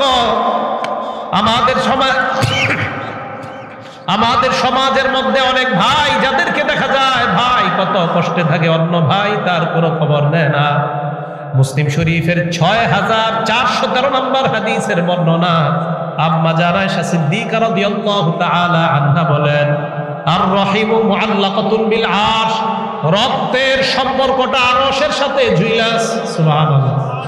এই আমার ভাই, আপনার ভাই, আমাদের ভাই, এই যে ভাই ভাই, এই যে নিকটাত্মীয়ের মধ্যে সর্বপ্রথম রক্তের সম্পর্ক, শ্রেষ্ঠ নিকটাত্মীয়, আল্লাহর নবী বলেন এই রক্তের সম্পর্কটা আরশের সাথে এইভাবে ঝুলাস। সার্বক্ষণিক বলতে থাকে, ওয়াসালানি মান ওয়াসালানি, যেই ব্যক্তি আমাকে রক্ষা করবে, ওয়াসালাকুল্লাহ, আল্লাহ যেন তাকে রক্ষা করে। রক্তের সম্পর্ক এইভাবে ঝুইলা আল্লাহকে বলতে থাকে, আল্লাহ আমাকে যে রক্ষা করে, মাবুদ তুমি তাকে রক্ষা করো। রক্তের সম্পর্ক ঝুইলা ঝুইলা বলতে থাকে। আবার বলছি আমি, রক্তের সম্পর্ক ঝুইলা বলতে থাকে, আমাকে যে রক্ষা করবে, আল্লাহ যেন তাকে রক্ষা করবে। ওয়ামান কতআনি কতআহুল্লাহ, আমাকে যে ছিন্ন করে, আল্লাহ যেন তাকে ছিন্ন করে দেয়। বলেন নাউজুবিল্লাহ। রক্তের সম্পর্ক এইভাবে ঝুইলা ঝুইলা বলে, আমারে যে ছিন্ন করে, আল্লাহ যেন তাকে ছিন্ন করে দেয়। আমাকে যে রক্ষা করে, আল্লাহ তাকেও যেন রক্ষা করে। এখন আছেন আপনারা 2 ভাই, আপন বোন অনেক কষ্টে আছে, আপনি বোনের কোনো খবর নেন না, আপনি কোটিপতি, আপনার বোন না খায় ঘুমায়, বোনকে আপনি জাকাতের টাকা দেওয়া যায়। আপনার আপন ভাই যদি জাকাত খাওয়ার যোগ্য হয়, তাকে জাকাতের টাকা দেওয়া যায়। আপনার আপন দুধমা, আপন বলতে দুধমা মায়ের হুকুম, কিন্তু দুধমাকেও জাকাতের টাকা দেওয়া যায় যদি জাকাত খাওয়ার যোগ্য হয়। হাদিসের মধ্যে আসছে, নবীজি বলেন, কেউ যদি তার নিকট আত্মীয়কে জাকাত দেয়, ভাইকে জাকাত দেয়, আর ভাই জাকাত খাওয়ার যোগ্য, সেক্ষেত্রে অন্য কোনো গরিবকে জাকাত দিলে তার যেই পরিমাণ সওয়াব হবে, তার আপন ভাইকে জাকাত দিলে আল্লাহ তাকে ডাবল সওয়াব দেবে। একটা হলো জাকাত দেওয়ার সওয়াব, আরেকটা হলো ভ্রাতৃত্ব রক্ষা করার সওয়াব, আত্মীয়তার সম্পর্ক রক্ষা করার সওয়াব। আল্লাহ আমাদের সকলকে রক্তের সম্পর্ক যেন আমরা রক্ষা করতে পারি, আল্লাহ তৌফিক দান করেন। রক্তের সম্পর্ক ঝুলা ঝুলা এটা বলে। বুখারী শরীফের 5986 নম্বর হাদিস। এই হাদিসের মধ্যে নবীজি সাল্লাল্লাহু আলাইহি সাল্লাম বলেন, মান আহাব্বা আইয়ুবসাতা লাহু ফি রিজকিহি, কোন মানুষ যদি চায় তার রিজিকের মধ্যে আল্লাহ বরকত দিয়ে দেন, কোন মানুষ যদি চায় তার রিজিকে আল্লাহ বরকত দিয়ে দেয়, ওয়ায়ুনসা লাহু আসরুহু, কোন মানুষ যদি চায় তার হায়াতের মধ্যে আল্লাহ বরকত দেয়, আপনি যদি চান আপনার খানায় আল্লাহ বরকত দেয়, আপনার বয়সে আল্লাহ বরকত দিয়ে দেয়, আল্লাহ নবী বলেন ফাল্যাসিল রাহিমা, ওই ব্যক্তি যেন আত্মীয়তার সম্পর্ক রক্ষা করে। দুনিয়ার মধ্যে যারা আত্মীয়তার সম্পর্ক রক্ষা করবে, নবী বলেন তাদের জন্য দুইটা ফায়দা। এক নাম্বার, তার রিজিক আল্লাহ বাড়ায় দেয়। দুই নাম্বার, আত্মীয়তার সম্পর্ক যারা রক্ষা করে, আল্লাহ নবী বলেন তার হায়াতের মধ্যে আল্লাহ ভরপুর বরকত দান করে দেয়। অন্য মানুষ 20 বছরে যা না পারবে, আপনি 1 বছরে তা পারবেন। হায়াতে বরকত। তাহলে আত্মীয়তার সম্পর্ক রক্ষা করার উপকার কয়টা? 2টা। রিজিকে বরকত, হায়াতে বরকত। আল্লাহ আমাদের সকলকে সর্বপ্রথম রক্তের যে আত্মীয় যারা, এদেরকে যেন আমরা পরিপূর্ণভাবে রক্ষা করতে পারি, আল্লাহ তৌফিক দান করেন। বুখারী শরীফের 5987 নম্বর হাদিস। রাসূল করিম সাল্লাল্লাহু আলাইহি সাল্লাম বলেন, ইন্নাল্লাহা খালাকাল খালকা, আল্লাহ আমাকে বানাইছে, আপনাকে বানাইছে, আসমান জমিন সব বানানোর পর, হাত্তা ইযা ফারাগা মিনাল খালকি, আল্লাহ যখন সৃষ্টি থেকে ফারেগ হইলেন, বুঝেন, আবার বলছি, আল্লাহ আমাকে বানাইছে, আপনাকে বানাইছে, বানানোর পর, সব বানানো শেষ, বানানোর পর আল্লাহর সামনে একজন দাঁড়ায় গেছে। বলেন তো, আল্লাহর সামনে একটা বস্তু দাঁড়াইছে। জোরে বলেন, কে দাঁড়াইছে? আরো জোরে বলেন, আসমান জমিন সব বানানোর পর আল্লাহর সামনে কে দাঁড়াইছে? এটা বস্তু। বস্তু বস্তু মানে রক্তের যেই সম্পর্ক, এই সম্পর্ক আল্লাহর সামনে দাঁড়ায় গেছে। সুবহানাল্লাহ। হাদিসে আসছে কামাতির রহিম, রক্তের সম্পর্ক দাঁড়াইছে। দাঁড়ায় তো আল্লাহ, হাযা মাকামুল আইজি বিকা মিনাল কতিআ, মাবুদ আমি আপনার সামনে দাঁড়াইলাম, আমি আপনার কাছে অভিযোগ করার জন্য দাঁড়াইলাম। আল্লাহ বলে, কিসের অভিযোগ? ওই রক্তের সম্পর্কটা বলবে, আল্লাহ আমার ভয় হয় আমাকে দুনিয়ার মানুষ রক্ষা করবে না, এই ব্যাপারে আপনার কাছে অভিযোগ করার জন্য দাঁড়াইলাম। আল্লাহ পাক রব্বুল আলামিন জবাবে বলেন, আমার তারদাইনা আন আসিলা মান ওয়াসালাত ওয়া আতআ মান কাতআ, তুমি কি এতে সন্তুষ্ট না? তোমাকে যারা রক্ষা করবে, আমি আল্লাহ দুনিয়ার ওই মানুষগুলা রক্ষা করার ওয়াদা করলাম। আল্লাহ রক্তের সম্পর্ককে সান্ত্বনা দিতেছে। এটা বুখারী শরীফের হাদিস, কোনো গল্প না। রক্তের সম্পর্ককে আল্লাহ সান্ত্বনা দিয়ে বলতেছে, তোমাকে যারা রক্ষা করবে, আমি আল্লাহ তাদেরকে রক্ষা করার ওয়াদা করব। এরপরে কি বলে দেখেন, ওয়া কতআ মান কতআ, তোমাকে যারা ছিন্ন করবে, আমি আল্লাহ তাদের সাথেও সম্পর্ক ছিন্ন করার ঘোষণা দিলাম। ভাই ভাইকে দেখতে পারে না, ভাই বোনের খবর দেয় না, ভাতিজা চাচার খবর দেয় না। ভাতিজা যারা আছেন, আপনার চাচার কি দোষ? সেদিন একজনে কয়, হুজুর আমার আব্বার আমার চাচার 40 বছর যাবৎ সম্পর্ক ভালো না, তাই চাচারে দেখতে পারি না। আমি বললাম, আপনার আর আপনার বাবা আর চাচার সম্পর্ক খারাপ, আপনার কি সমস্যা? সম্পর্ক খারাপ আপনার বাবার আর চাচার, আপনার সমস্যা কি? আপনি ভাতিজা, আপনার চাচার অধিকার রক্ষা করতে হবে। হুজুর আমার আব্বার সাথে আমার ফুফার সম্পর্ক খারাপ, তো সম্পর্ক খারাপ হয়েছে আব্বার আর ফুফার, আপনার সমস্যা কোথায়? আপনি ফুফার সাথে সম্পর্ক ঠিক রাখবেন। আমার খালুর সাথে আমার আব্বার সম্পর্ক ভালো না, তো সমস্যা আপনার কোথায়? মনে রাখবেন, এই সম্পর্ক রক্ষা করতে হবে। এমনও মানুষ আছে, ফুফুর ফুফা, ফুফু, খালা, খালু, তারা আছে কিনা দুনিয়াতে এটাই ভুলে গেছে। আল্লাহর কাছে দাঁড়াতে হবে। আবু দাউদ শরীফের হাদিসে নবীজি সাল্লাল্লাহু আলাইহি সাল্লাম বলেন, আত্মীয়তার সম্পর্ক ছিন্নকারীর মতো এত ভয়ঙ্কর শাস্তি আর কিছু আছে বলে আমি নবীর জানা নাই। নবীজি বলছেন, আবু দাউদ শরীফের হাদিস, নবীজি বলছেন, মা মিন যাববিন আজদারু আইয়ুআযযিবাল্লাহু আইয়ুআজ্জিলাল্লাহু আল উকুবা, আল্লাহ দ্রুত শাস্তি দেয় দুনিয়ার মধ্যে সবচাইতে, যারে সবচেয়ে বেশি দ্রুত ধরে সে হলো ওই ব্যক্তি যে আত্মীয়তার সম্পর্ক ছিন্ন করে। তা আল্লাহ তাআলা 3 নম্বরে বললেন, জাবিল কুরবা, নিকট আত্মীয় যারা, তাদের হক আদায় করো, তাদের অধিকার রক্ষা করো, তাদের মধ্যেও সদাচরণ করো। বুখারী শরীফের 6138 নম্বর হাদিস। ক্বালা রাসূলুল্লাহ সাল্লাল্লাহু আলাইহি ওয়াসাল্লাম, আল্লাহর নবী বলেন, মান কানা ইউমিনু বিল্লাহি ওয়াল ইয়াউমিল আখির, যেই ব্যক্তি আল্লাহকে বিশ্বাস করে, আখিরাত বিশ্বাস করে। কারা কারা আল্লাহ বিশ্বাস করেন, আখিরাত বিশ্বাস করে ফাল্যাসিল রাহিমা, ওই ব্যক্তি যেন আত্মীয়তার সম্পর্ক রক্ষা করে। এই হাদিসের মাধ্যমে বোঝা যায়, যে ব্যক্তি বলে আমি আল্লাহ মানি, আত্মীয়তার সম্পর্ক রক্ষা করে না, আল্লাহ নবী বুঝায় তোমার মধ্যে ঈমান পরিপূর্ণ নাই। যেই ব্যক্তি ভাই ভাইয়ের সম্পর্ক ঠিক রাখে না, আবার নিজের দাবি করে আমি ঈমানদার, আল্লাহ নবী কয় যদি ঈমানদার হও ভাই ভাইয়ের সম্পর্ক রক্ষা করো। আল্লাহ নবী বুঝায় তুমি তোমার বোনের সম্পর্ক ঠিক রাখো না।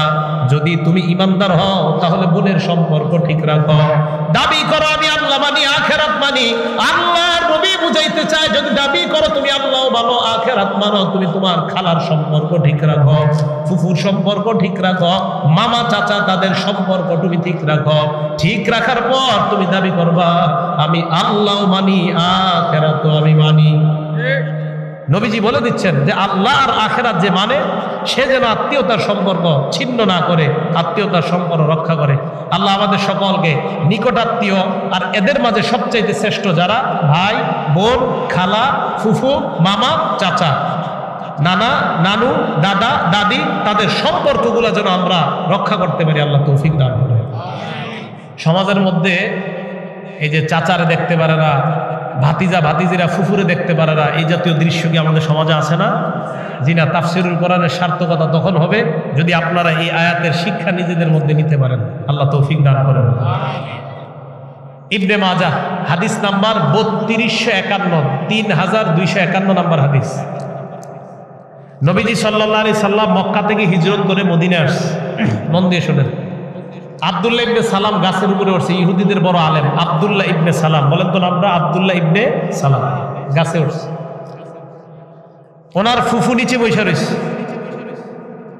মানুষ ওনার সামনে দিয়ে যায়। মানুষ যাইতে যাইতে কয় আতা নবিয়্যু মুহাম্মদ, যা মুহাম্মদ, যা মুহাম্মদ, কদ আতা মুহাম্মদ, কদ আতা মুহাম্মদ। মানুষ সামনে দিয়ে যায় আর স্লোগান দেয় মুহাম্মদ আসছে, মুহাম্মদ আসছে, মুহাম্মদ আসছে। চিল্লায় বলেন সুবহানাল্লাহ। গাছের উপর যিনি বলেন তো তিনি ইহুদিদের আলেম। কাদের আলেম? আব্দুল্লাহ ইবনে সালাম গাছের উপর থেকে নিচে নামলেন। নামার পর ফুফু আমাকে বলতেছে, আব্দুল্লাহ তুমি না গাছের উপর ছিলা, তুমি কিভাবে নিচে নামলা? মানে কি? কার গাছের নিচে তো আমি বসা, তুমি নামলা কিভাবে? কথা বুঝতেছেন তো? ছিল কোথায়? ফুফু হঠাৎ দেখে গাছের সামনে, তুমি না গাছের উপর ছিলা, গাছের নিচে তুমি কিভাবে আসলা? আব্দুল্লাহ ইবনে সালাম কয়, ফুফু আমি তো গাছের উপরে ছিলাম। কয় হ্যাঁ। আমার মনে নাই আমি গাছ থেকে কিভাবে নামছি। ফুফু কয় তুমি লাফ দিয়া গাছ থেকে নামছো। আব্দুল্লাহ ইবনে সালামকে তার ফুফু কয় কেন লাফ দিছো আগে বলো। কয় ফুফু একটু আগে একটা স্লোগান শুনেছেন কিনা, মুহাম্মদ আসছে, মুহাম্মদ আসছে, এই স্লোগানটা? কয় হ্যাঁ। কয় অনেক বছর ধরে অপেক্ষা করছিলাম এই নবী মুহাম্মদ কখন মদিনায় আসবে আর আমি তার চেহারাটা দেখতে যাব। ফুফু খুশিতে আমি কি লাভ দিয়া নামছি না বায়া বায়া নামছি আমার মনে নেই। ফুফু কয় তুমি লাভ দিয়া নামছো, এখন কি করবা? যাই। আব্দুল্লাহ ইবনে সালাম রাদিয়াল্লাহু তাআলা পরে মুসলমান হয়েছে। উনি বলেন আমি গেলাম, যাওয়ার পর আমি দেখলাম কিছু মানুষ, এই মানুষের সামনে আল্লাহ নবী দাঁড়াইছেন মুহাম্মদ সাল্লাল্লাহু আলাইহি ওয়াসাল্লাম।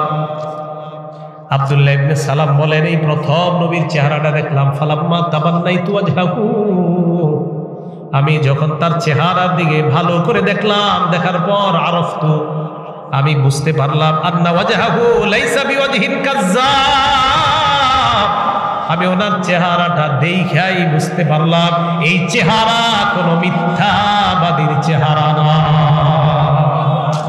এটা মিথ্যাবাদীর চেহারা না। আব্দুল্লাহ ইবনে সালাম বলেন চেহারাটা দেখে বুঝলাম মিথ্যাবাদীর চেহারা না এটা।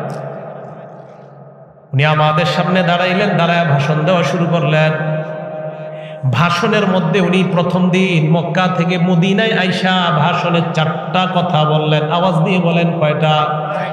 মাত্র মদিনায় আসছে আজকে, আইসা নবীজি ভাষণে মাত্র 4টা কথা বলছে। এক নাম্বার আফসুস সালাম বাইনাকুম, আপোষের মধ্যে তোমরা সালাম দিবা। দুই নাম্বার ওয়াতইমুত তাআম, তোমরা খাবার খাওয়াও। তিন নাম্বার ওয়াসিলুল আরহাম, তোমরা রক্তের সম্পর্ক ঠিক রাখো, আত্মীয়তার সম্পর্ক ঠিক রাখো। এই দেখেন কি কয়, তোমরা রক্তের সম্পর্ক ঠিক রাখো, আত্মীয়তার সম্পর্ক ঠিক রাখো। চার নাম্বার ওয়াসাল্লু বিল্লাইলি ওয়ান নাসু নিয়াম, মানুষ যখন রাতের বেলা ঘুমায় 2-4 রাকাত তাহাজ্জুদ আদায় করে নাও। তাদখুলুল জান্নাতা বিসালাম, নিরাপদে আল্লাহর জান্নাতের মেহমান হয়ে যাও। কটা কথা বলছে? 3 নাম্বারটা আত্মীয়তার সম্পর্ক রক্ষা করো। 3 নাম্বারটা আত্মীয়তার সম্পর্ক রক্ষা করার জন্য নবী আজকে প্রথম আসছে মদিনায়, আসার পর ভাষণে 4টা কথা বললেন। 3 নাম্বারটাই বললেন সিলুল আরহাম, রক্তের সম্পর্ক, আত্মীয়তার সম্পর্ক ছিন্ন করো। আল্লাহ আমাদের সকলকে আত্মীয়দের সম্পর্ক আমরা যেন রক্ষা করতে পারি আল্লাহ তৌফিক দান করেন। আমাদের সকলকে অধিকারটা আদায় করার তৌফিক দান করেন। ওয়াল ইয়াতামা, 4 নাম্বার এতিমের অধিকার রক্ষা করো, এতিমের প্রতি সদাচরণ করো। কার প্রতি? আপনার ভাই মারা গেছে, ভাতিজা ভাতিজি 3 জন আছে নাবালেগ, তারা আপনার দায়িত্বে আছে। আপনি চিন্তা করলেন ওগুলি কিভাবে বুঝায় সুঝায় কলমের গুতায় এদের সম্পত্তি নিয়ে নেওয়া যায়। হ্যাঁ,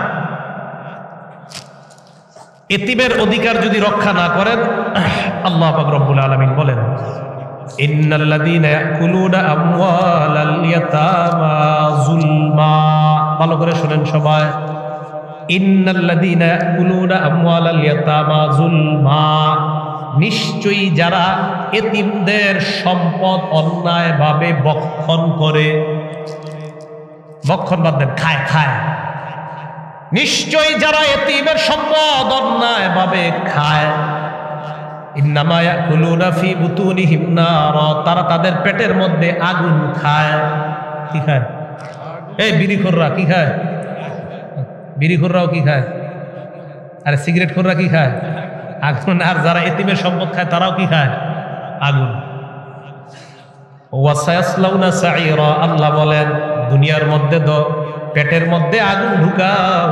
ওয়া সায়াসলাউনা সাঈরা, প্রজ্বলিত আগুন আর জাহান্নামের মধ্যে এই এতিমের সম্পদ ভক্ষণকারীরা প্রবেশ করবে। বলেন নাউযুবিল্লাহ। এতিমের সম্পদ ভক্ষণ করা যাবে না, কথা মনে রাখবেন, এতিমের সম্পদ ভক্ষণ করা যাবে না, এতিমের সম্পদ ভক্ষণ করা হারাম।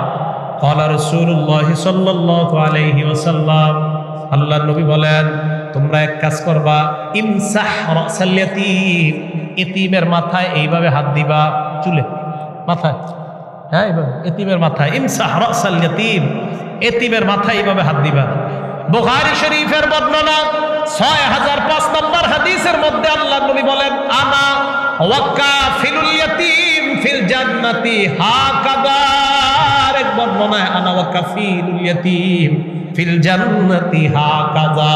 আল্লাহর নবী কয় আমি আর এতিমের অভিভাবক, আল্লাহর নবী কয় আমি আর এতিমের অভিভাবক, আল্লাহর নবী কয় আমি আর এতিমের অভিভাবক, এতিমকে যে লালন পালন করে, জান্নাতে আমরা 2 জন এই 2 আঙ্গুলের মতো কাছাকাছি অবস্থান করব। এই যে বাবু এইভাবে নবীজি হাদিসে আসছে, 2 আঙ্গুল এইভাবে লাগাইছে, এটা আসছে নবীজি 2 আঙ্গুল হাদিসে এইভাবে লাগাইছে। আল উস্তা বিস সাব্বাবা, বড়টা ছোটটার সাথে লাগায় বলছে এই 2 আঙ্গুল যেমন লাগানো, এতিমের অভিভাবক এতিমকে লালন পালন যে করবে, আমি নবী আর সে জান্নাতে এইভাবে মিলেমিশে থাকবো। এই কথাটা আল্লাহ বললেন ওয়াল ইয়াতামা, এতিমের অধিকার রক্ষা করতে হবে। এজন্য এতিমের অধিকার রক্ষা করতে গিয়ে আমরা সাবধান, এতিমের উপর কোনো জুলুম যেন না হয়, এতিমের উপর কোনো অন্যায় যেন না হয়। 5 নাম্বার ওয়াল মাসাকিন, অসহায় দরিদ্র যারা, তাদের অধিকার রক্ষা করা। অসহায় মানুষ, তাদের উপরে আপনার হক, আপনার সম্পদ থেকে যাকাত খাওয়ার যোগ্য হলে তাদেরকে যাকাত দেওয়া, যাকাত খাওয়ার যোগ্য যারা হবে এর মধ্যে নিকটাত্মীয়র মধ্যে যদি থাকে তাদেরকেও দেওয়া, মিসকিন অসহায় যারা তাদেরকেও দেওয়া। তো আল্লাহ পাক রব্বুল আলামিন বলেন ওয়া ইদা হাদারাল কিসমাতা উলুল কুরবা ওয়াল ইয়াতামা ওয়াল মাসাকিন ফারজুকুহুম মিনহু ওয়া কুলু লাহুম কাওলাম মা'রুফা। এই কথাটা খুব ভালো করে শোনেন। মিসকিন যারা, আপনি সম্পদ বন্টন করতেছেন, ঘরের মধ্যে বরুই বাট করতেছেন, বরুই গাছ থেকে বরুই পারছেন, বরুই ভাগ করতেছেন, তো দেখবেন আশেপাশের অনেক গরিব বাচ্চারা আসতে পারে বরুই বাট করার সময়। হ্যাঁ, বরুই বা গাছের কি কি ফল আছে যেগুলো আমরা সাধারণত আর কি খাই, আম। আল্লাহ বলেন ওয়াইদা হাদারাল কিসমাতা উলুল কুরবা ওয়াল ইয়াতামা ওয়াল মাসাকিন, বন্টনের সময় যদি নিকট আত্মীয় আইসা যায়, ওয়াল ইয়াতামা এতিম যদি আইসা যায়, ওয়াল মাসাকিন গরিব মানুষ যদি আইসা যায়, ফারজুকুহুম মিনহু, যা বন্টন করতেছো সেখান থেকে তাদেরকেও কিছু দাও। সুবহানাল্লাহ, কিছু দাও।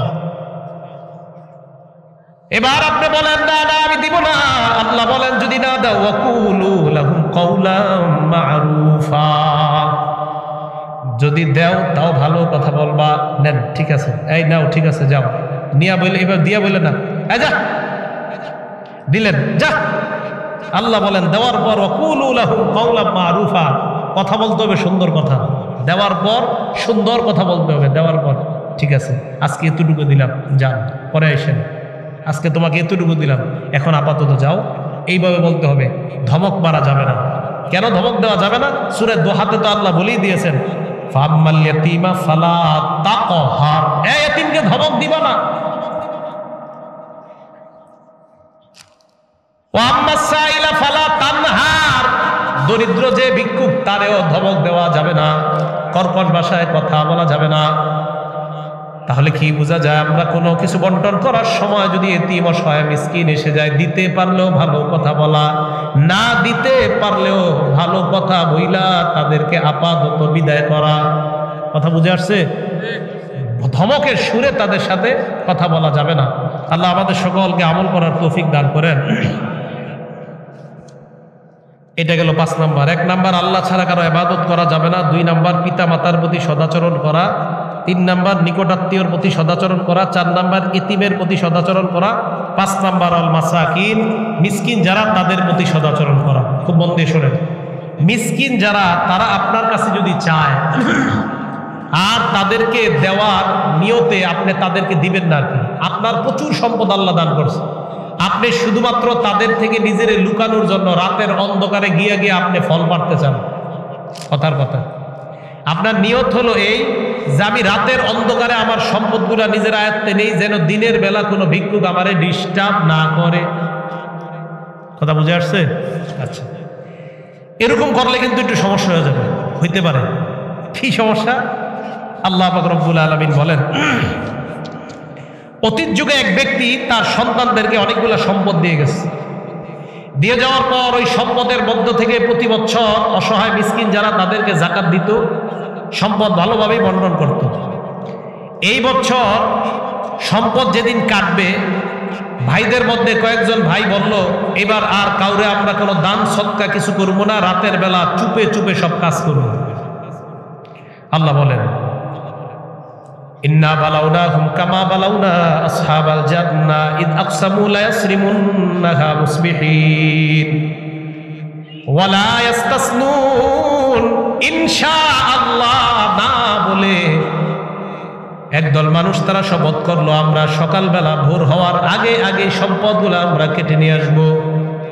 আল্লাহ বলেন ফাতাফা আলাইহা তাইফুম মির রাব্বিকা ওয়া হুম নাইমুন, রাতের বেলা তারা ঘুমন্ত অবস্থায় তোমার রবের পক্ষ থেকে একটা গজব আসছে, আসার পর ফাসবাহাত কাসরিম, সকালবেলা গিয়া দেখে বিরান ভূমি,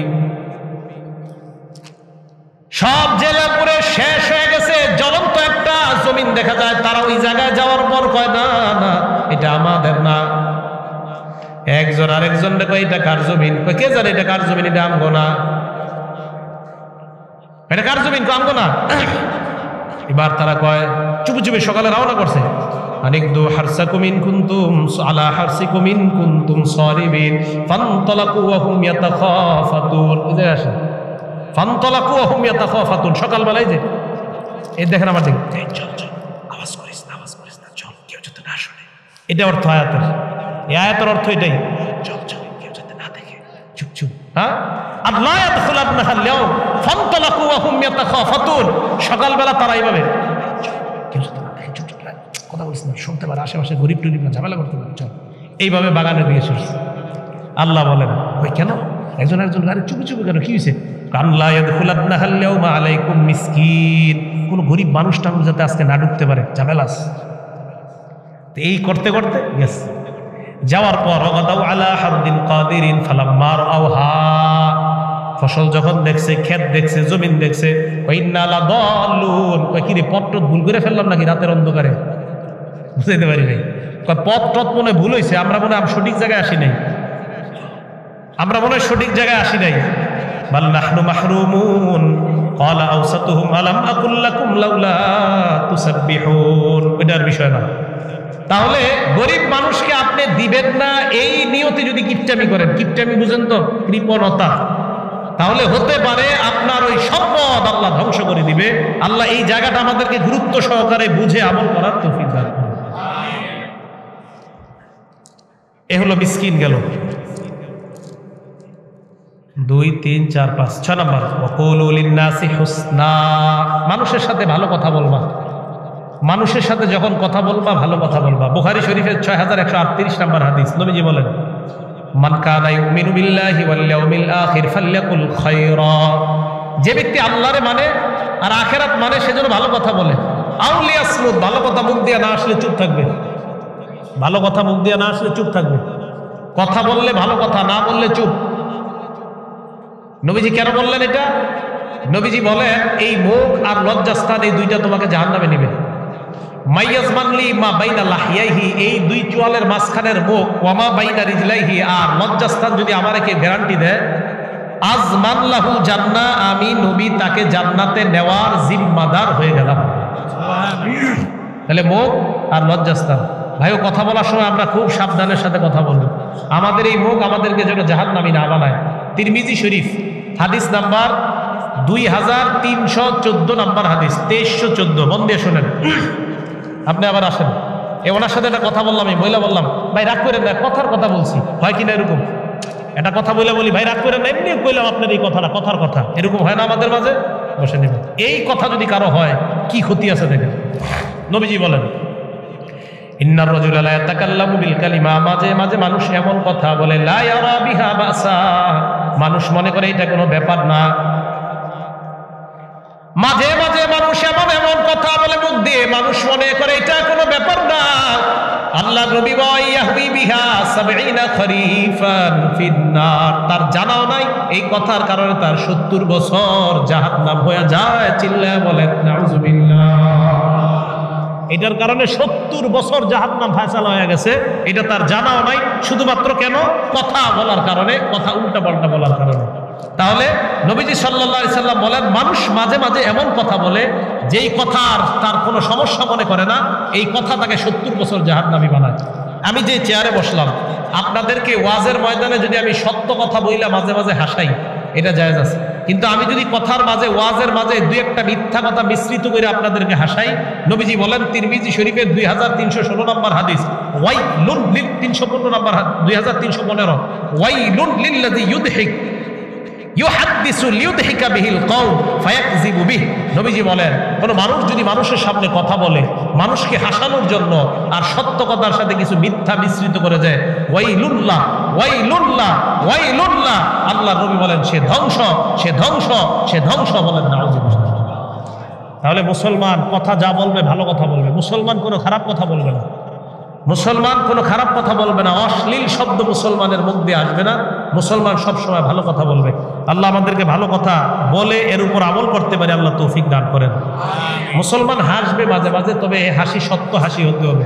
নবীজি বসা, এভাবে বসা, নবীজি সাল্লাল্লাহু আলাইহি সাল্লাম এভাবে বসা। হঠাৎ এক মহিলা আসছে, নবীজি চাদর বিছিয়ে দিচ্ছে, সুবহানাল্লাহ। মহিলা আসার পর মহিলারা চাদর বিছিয়ে দিচ্ছে, বসছে। বসার পর মহিলা কয় মোহাম্মদ কেমন আছো? জি ভালো আছি। আমার একটা ওট দাও, ওট ওট ওট। কি দাও? সবাই বলেন কি দাও? আল্লাহর নবী কয় না, আপনারে ওটের বাচ্চা দেই। মহিলা কয় তুমি ওট দাও, নবী কয় না, আপনারে ওটের বাচ্চা দেই। মহিলা কয়, আরে তোমার কিছু উট দিতে? নবী কয়, না, আপনার উটের বাচ্চা দেই। মহিলা রাগ হয়ে উঠে গেছে। সাহাবায়ে কেরামকে কয়, তোমরা মহিলাকে থামা, ওইটা অন্য কেউ নয়, উনি হলেন আমার দুধমা হযরত হালিমা। হালিমাতুস সাদিয়াকে ডাক দিয়ে আল্লাহর নবী বললেন, আম্মা নেন আপনার উট, আপনাকে দিয়ে দিলাম। হালিমা কয়, প্রথম তোমার কাছে উট চাইলাম, কেন দিলা না? প্রথম দিয়ে দিলেই তো হয়ে যাইতো, এখন কেন তুমি উট দিলা? উটের বাচ্চা তো দিলা না। আবার বুঝেন, নবী বলেন, আপনি উটটা নিয়ে যান। মহিলা কয়, তোমার কাছে উট চাইলাম, তুমি বারবার কেন উটের বাচ্চা দেওয়ার কথা বললা? শেষমেশ তো তুমি আমার ডাইকা উটেই দিলা। আবার বলছি, নবীজি বলেন, উটের বাচ্চা দিব। মহিলার ডাইকা শেষমেশ একটা উট দিছে। মহিলা কয়, উটেই তো দিলা, উটের বাচ্চা তো দিলা না। সবাই রেডি তো আপনারা? এখন যেটা বলবো, বলার পর সামান্য মুস্কি হাসি দিবেন, এই হাসি দিলে সওয়াব হবে। আল্লাহ নবী কয়, আম্মা আপনারে আমি যেই উটটা দিলাম, এই উটটা তো আরেকটা উটের বাচ্চা। এই উটটা কি আরেকটা উটের? সাহাবা কেরাম হাসি দিছে, আপনারা একটু হাসেন। এই যে এখন হাসছেন, এই হাসিতে আল্লাহ সওয়াব দান করছে। কথা বুঝে আসছে সবার? তো মুসলমান কথা যা বলবে সওয়াব হবে, মুসলমান মুখ দিয়া যা বাইর করবে সওয়াব হবে। গুনাহের কথা মুসলমান মুখে আনবে না। আল্লাহ আমাদেরকে আমল করার তৌফিক দান করেন। 7 নাম্বার, ওয়াকিমুস সালাহ, নামাজ কায়েম করো। কি কায়েম করো? নামাজ কায়েম করো। আমার দিকে তাকান, হাদিসে আসছে, সহিহ হাদিসে, কেউ যদি মসজিদ থেকে বের হয় এইভাবে পা দিয়ে, আজকে এশার নামাজ পড়ার জন্য যারা মসজিদ থেকে খালি পাটা বাহিরে রাখছেন, নবীজি বলেন, লা ইউখরিজুহু ইল্লাস সালাহ, সে মাত্র নামাজের জন্যই বের হয়েছে, অন্য কোনো কাজে না। যেন এমন না হয় আমি নামাজে যাইতেছি, নামাজ যাওয়ার সময় দুইটা বিড়ি টিড়ি টান দিয়া যাই। আবার বলছি, নবীজি বলেন, লা ইউখরিজুহু ইল্লাস সালাহ, শুধুমাত্র নামাজের জন্যই যদি বের হয়, বের হওয়ার পর তার দুনিয়ার কোনো নিয়ত নাই, সরাসরি মসজিদে চলে যায়। আল্লাহ নবী কয়, ঘর থেকে পাটা বাহিরে রাখার সাথে সাথেই মসজিদে বৈশা থাকলে যে সওয়াব, ওই পা বাহিরে ফালানোর সাথে সাথেই তার নামাজের সওয়াব শুরু হয়ে যায়। এই মুসল্লা কিন্তু বুঝতে হইব, বাইর হইয়া অন্য কিছু করা যাইব না, সোজা নামাজে। তো নবীজি বলেন, আরাআইতুম লাউ আন্না নাহরান বিবাবি আহাদিকুম, তোমরা কি মনে করো তোমাদের কারো বাড়ির সামনে একটা পুকুর আছে, কি আছে? এই পুকুরের মধ্যে ইয়াগতাসিলু ফীহি কুল্লা ইয়াউমিন 5 মাররাত, কোন মানুষ দৈনিক 5 বার গোসল করে। জোরে বলেন, কয়বার? আপনার বাড়ির সামনে একটা পুকুর, এটাতে 5 বার গোসল করেন। হাল ইয়াবকা মিন দারনিহি শাইউন, তার শরীরে কোনো ময়লা থাকবে? আল্লাহ নবী বলেন, ফাযালিকা মিসলুস সালাওয়াতিল খামসি ইয়ামহুল্লাহু বিহিন্নাল খাতায়া। অনুরূপভাবে কোনো মানুষ যদি দৈনিক 5 ওয়াক্ত সালাত আদায় করে নেয়, আল্লাহ পাক তার জিন্দেগীর সব গুনাহগুলো মাফ করে দেয়। আমাদের নবী মেরাজ থেকে আসতেছিলেন, মুসা নবী কয়, কই যান? আল্লাহ নবী কয়, দুনিয়ার মধ্যে রওনা করলাম। কয়, আল্লাহ কি দিস? কয়, 50 ওয়াক্ত নামাজ দিছে। মুসা নবী কয়, পারবে না, তাড়াতাড়ি যান, আল্লাহর কাছ থেকে কমায় আনেন, এত নামাজ আপনার উম্মত পড়বে না।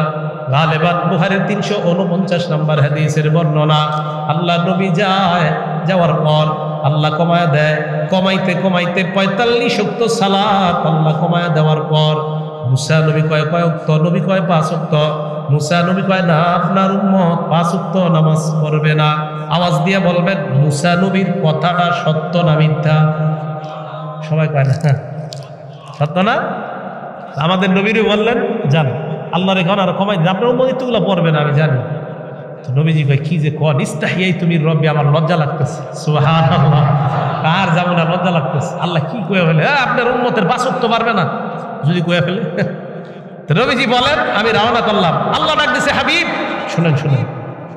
তো নবীজি আল্লাহ কি বলবেন? আল্লাহ বলেন, লা ইবাদদালুল কাউলু লাদাইয়া, আমার কথার কোনো পরিবর্তন নাই। 50 ওয়াক্ত নামাজ পড়লে আমার ফায়সালা ছিল 50 ওয়াক্ত সওয়াব দেওয়া। আপনার উম্মত 5 ওয়াক্ত পড়বে, ফায়সালা আগেরটাই ঠিক, 50 ওয়াক্তের সওয়াব। আকিমুস সালাহ, সালাত কায়েম করো, নামাজ কায়েম করো।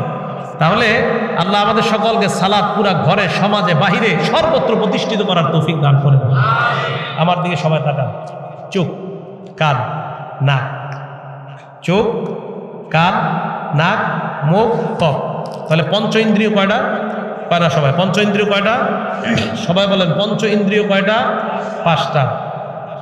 এই যে নাক দিয়ে আমরা কোনো জিনিসের ঘ্রাণ নেওয়ার পর চারোদিকের ঘ্রাণ নিতে পারি, কান দিয়ে আমরা চারোদিকের আওয়াজ শুনতে পারি, মুখ দিয়ে আমরা এই জিহ্বার মাধ্যমে কোনো জিনিস কি স্বাদ নাকি স্বাদ না, কোনো দেখেন টক হওয়াটাও কিন্তু একটা স্বাদ, স্বাদ আর টক কিন্তু এক জিনিস, মানে টকটাও একটা স্বাদ। আমি বুঝতে পারতেছি না, স্বাদ মানে হ্যাঁ তেঁতুলের স্বাদ আছে না একটা, এই তো এটাই তো স্বাদ। জিহ্বা, এই জিহ্বা দিয়া মানুষ দুইটা নিয়ামত উপভোগ করে, একটা হলো স্বাদ আর একটা স্বাদের বিপরীত, মানে স্বাদ আর স্বাদ না, এটা উপভোগ করে কি দিয়ে বলেন তো?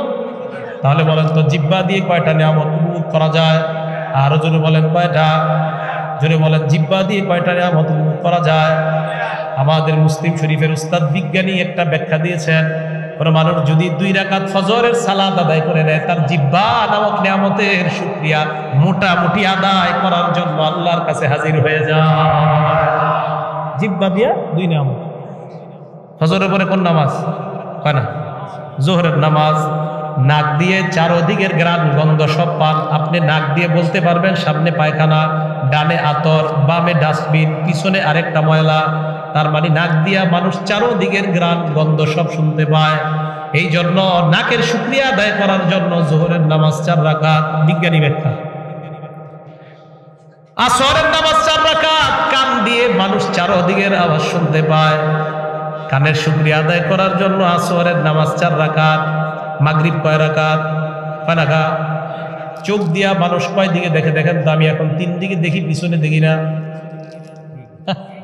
চোখ দিয়া 3 দিকে, পিছনে কিন্তু দেখতে হলে এরকম করতে হবে, তাই মাগরিব 3। সুবহানাল্লাহ।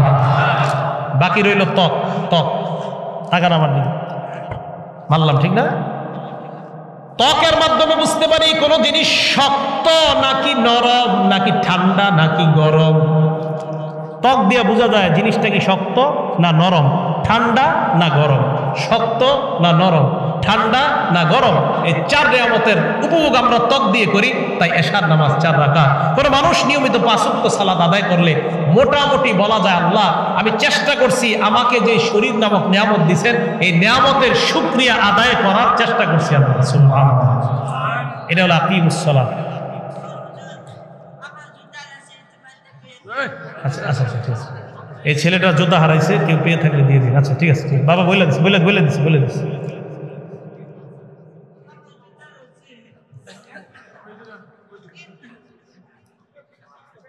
হাসবেন না, কেউ হাসবেন না, কেউ হাসবেন না। আম্মা জান আয়েশা সিদ্দিকা রাদিয়াল্লাহু তাআলা আনহা বলেছে হাদিসের মধ্যে, কোনো মুসলমানের সে যেই হোক তার কোনো বিপদ বা কোনো অবস্থাতে অন্য কোনো মুসলমান যদি হাসে, হতে পারে সে ওই বিপদে পড়ে।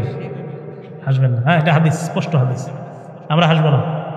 আল্লাহ আমাদেরকে আপনার জনবহম মানে পার্শ্ব, ওয়াজুহুরুহুম পিঠ, কয় অঙ্গের কথা বলছে আল্লাহ? জোরে বলেন কয় অঙ্গ? সবাই মন দিয়ে বলেন, কপাল, পার্শ্ব, পিঠ। কয় অঙ্গ? কেন 3 অঙ্গের কথা আল্লাহ বললেন? হ্যাঁ 3 অঙ্গের কথা কেন বললেন? কপাল বললেন, পার্শ্ব বললেন, পিঠ বললেন। আল্লাহ তো পুরো শরীরেই গজব দিবে, কিন্তু স্পেশালি 3 অঙ্গ কেন বললেন?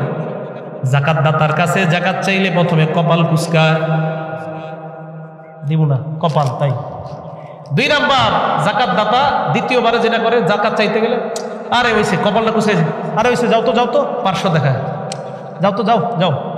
তোর দ্বিতীয়বারে এটা দেখায় কয় যাও, তৃতীয়বারে পিঠটা দেখায় দেয়, পিঠটা দেখায় ঘরের ভিতরে চলে যায়, আরে যাও পরে এসো।